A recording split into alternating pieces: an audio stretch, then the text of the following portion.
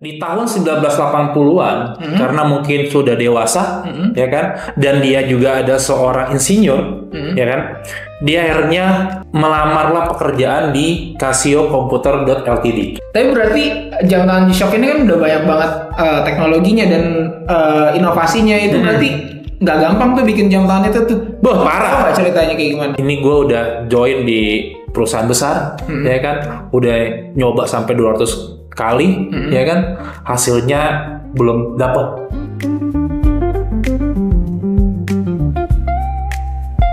Berawal dari pengalaman jam tangan jatuh, kedua adalah dia dapat inspirasi, masuklah ke perusahaan Casio Computer Ltd, jadi orang yang magang, ya kan itu benar-benar di bawah banget kan. Berarti kan itu sampai akhirnya 1983 lahirlah si jam tangan G-Shock yang kuat dan yang tangguh sampai sekarang ini.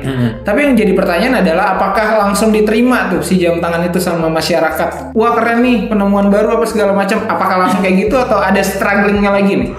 Pastinya ada. Jadi pada saat si Kiko Ibe itu udah menciptakan, pada saat zaman itu orang-orang itu lebih suka jam tangan yang tipis dan yang kecil. Kayak Casio gitu. Iya, kayak Casio. Casio vintage. Iya, Casio vintage. Karena yang tipis, yang kecil, pada saat dibuat sama si Ibe-san atau Kiko Ibe ini, G-Shock itu terkenalnya kan oleh besar dan tebal. Iya. Gitu. Ibe-san itu kan dia membuat benar-benar strukturnya juga kan, di dalamnya itu ketika jatuh tuh seperti apa. Tanpa sepengetahuan si Kiko Ibe tersebut, ada orang di luar dari negaranya Jepang itu membuat iklan.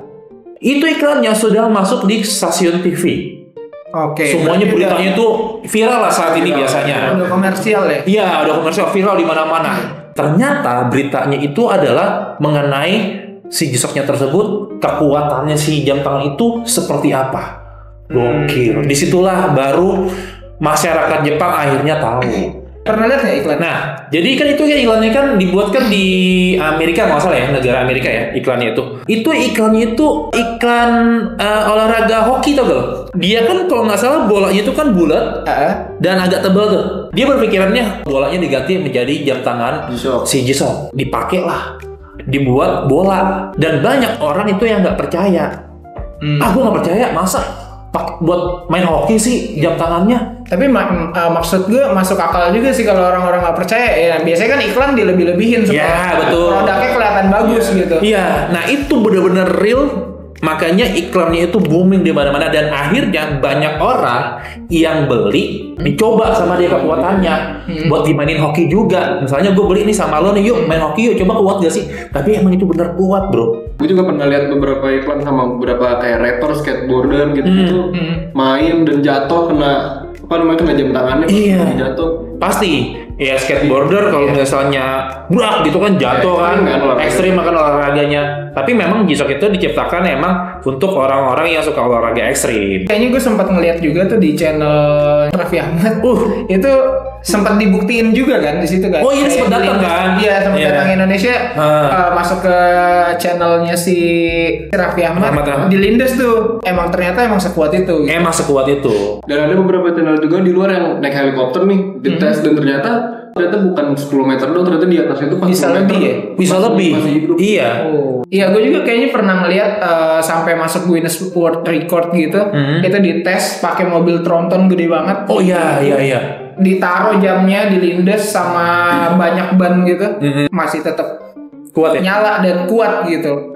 Dari situ juga lahirlah akhirnya jadi legenda dunia di jam tangan lah ya Mas. Oh iya, dari 1983 sampai hari ini itu tetap the legend still live on. Itulah cerita-cerita tentang historinya G-Shock. Awal mulanya lahirnya G-Shock seperti apa, Iqbal dan Reza. Banyak insight-insight baru sih. Ternyata dalam proses pembuatannya nggak langsung berhasil juga. Iya. Dia sempat frustasi juga. Betul. Sesuatu yang mungkin jarang banyak orang tahu juga ya. Orang kan taunya suksesnya doang. Iya, proses di belakangnya itu belum tentu orang tahu. Dan dia juga terinspirasi dari anak kecil malah ya. Iya, justru inspirasi dari anak kecil kan. Betul. Bukan benar-benar pure dari dia doang. Menurut gue ya keren banget lah. Banyak orang nggak tahu gitu. Iya betul. Nah itulah legend G-Shock ya. Masih eksis 42 tahun guys. Dari generasi ke generasi. Iya dong, dari generasi ke generasi. Dari bapak lo mungkin ngasih ke lu tanpa sadar. Jam tangan yang diluncurinnya makin gila-gila ya. Makin gila-gila.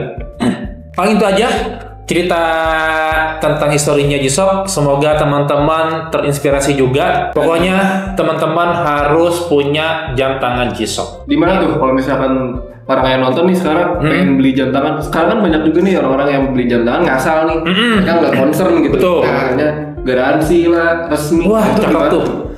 Nah, kalau gue sarankan adalah kalian beli jam tangan itu yang pastinya harus di official dan bergaransi resmi. Oke. Cara ngebedain toko yang official sama yang gak resmi itu gimana? Oke, misalnya tokonya offline lah. Lo bisa langsung ke toko G-Shock officialnya. Ada di mall di mana-mana di seluruh Indonesia. Yang lo pastiin adalah kartu garansi yang dikeluarkan oleh distributor resminya. Yang garansinya itu adalah 2 tahun, itu di cover mesin sama baterai. Lalu kalau misalnya di online, lo bisa langsung ke websitenya aja. Dan kalian juga bisa langsung aja baca di deskripsi, betul ya? Ya. Di situ ada online-nya maupun offline-nya. Buat online tuh yang di website tadi, itu ada nggak sih tutorial untuk beli di website? Ada. Cari aja di channel YouTube kita, tutorial untuk membeli di website. Ya. Pastikan kalian beli di official dan bergaransi resmi. Gue Irfan. Gue Reza. Dan gue Iqbal. Sampai jumpa lagi di video selanjutnya. Bye-bye.